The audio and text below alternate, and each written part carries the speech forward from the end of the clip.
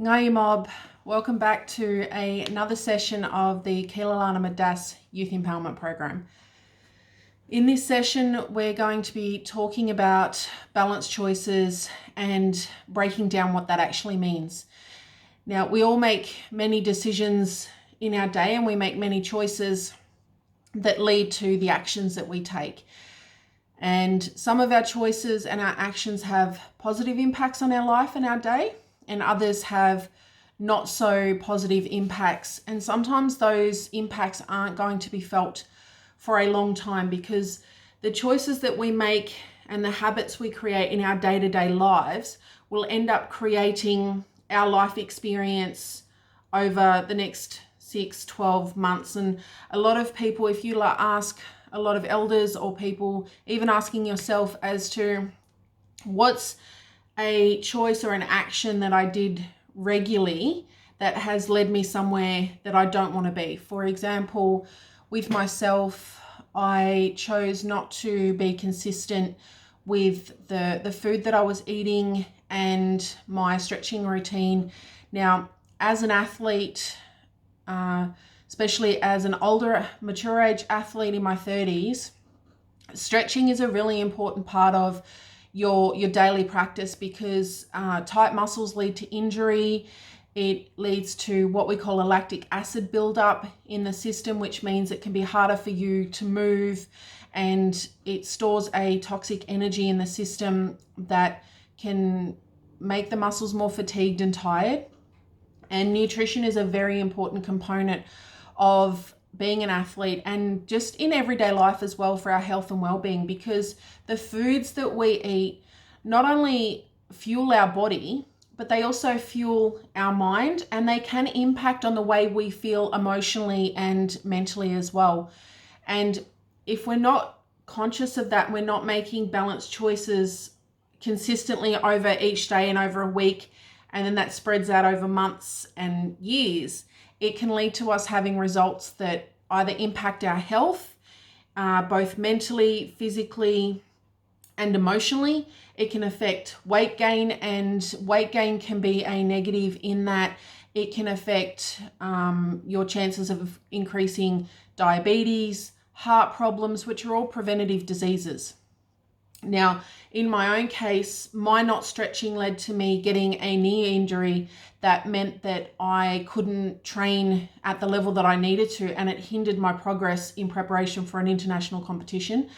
And because I wasn't attending to my nutrition, I wasn't eating junk food every day. I wasn't eating high fats, high sugared foods every day, but I wasn't eating at the right time. I wasn't eating the right foods at the right time to fuel my body after a workout, and it meant that I was getting fatigued a lot. I didn't have the energy I needed to perform, and I also did gain weight because I wasn't eating the right amounts at the right time. And this then meant that I struggled with energy levels. I had to go up a weight category in jiu-jitsu, which meant that I was competing against bigger, heavier women, which required a different type of training and a different type of jiu-jitsu game. And other choices and the actions that we have to take can be around the friendships that we have. It can be around the decision whether we go to school or we stay home, and understanding why you don't want to go to school or why you don't want to be in that space is very personal and very individual to different people. But making those decisions and those choices, they don't just have an impact on your day, but they also have an impact on your life moving forward, because having an education can mean that you have job opportunities. It means that if you can read and write, you know what you're signing. You understand different forms that you may have to sign, different agreements that you may make. It makes it easier to get a job, and having a job can lead you having an income, which then will allow you to be able to get things that you want and need, like good access to food, accommodation, having a car to get around, or being able to pay your bills, or even being able to do the things that you want to do. So for me, being able to make balanced choices has been a very important part of my life, but it's also something that I've had to learn how to do, because my parents didn't always make the best decisions around money, around how they would respond emotionally when they were overwhelmed or triggered or angry. Sometimes they didn't make the best parenting choices in how they dealt with their kids and our actions. And that had a ripple effect down to my life experience, because we often base our life experience and how we choose to be in the world on those that we've learnt from. And I have always kind of struggled with financial literacy, and because I felt shame in that area, it's not something that I was comfortable speaking to other people about. And it really impacted my ability to step up and take responsibility in that area. So it was something that I had to learn. I had to reach out to a financial literacy coach to teach me about money, about tax, and even about budgeting.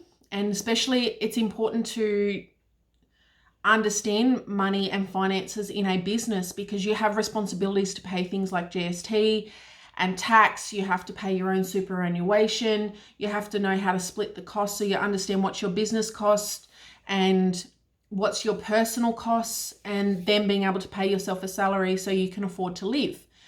And because I didn't attend to those things, I ended up getting into debt. When I was younger, I had to go bankrupt, which impacted my credit rating, so I couldn't go for loans. And I haven't been able to apply for a car, which meant that I've had to be even more conscious of saving, because I know that I can't get a loan to be able to help me if I ever needed to. It also meant that I ended up with a big tax debt of $15,000 because I had kept putting off. I let my shame stop me from reaching out for help and taking responsibility in this space. And those have had consequences and ripple effects for my children, because it's meant that because I have these debts that could have been avoided if I'd gone and spoken to people who knew what they were doing and learned from other people, it's meant that I've had to say that we can't do certain things, or that they can't have certain things until I pay off these debts.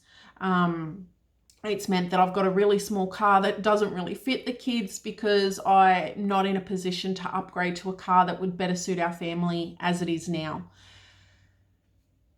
But by acknowledging this and taking the steps to learn how to make better choices, and to understand the choices that are going to empower me and that are going to give me the type of life that I want to live, and understanding that the choices I make today and every day after that will create the life that I'm going to have in 6 months and 12 months and years from now. The choice to run a business, the choice to learn about owning a business, the choice to get an education has all meant that I get to have experiences that I wouldn't have had if I hadn't have sat down to understand the importance of making balanced choices, and the understanding of how the actions that I take every day create a long-term impact. So in the next video, we'll talk about different ways that you can make balanced choices in different areas, and I look forward to yarning with you soon.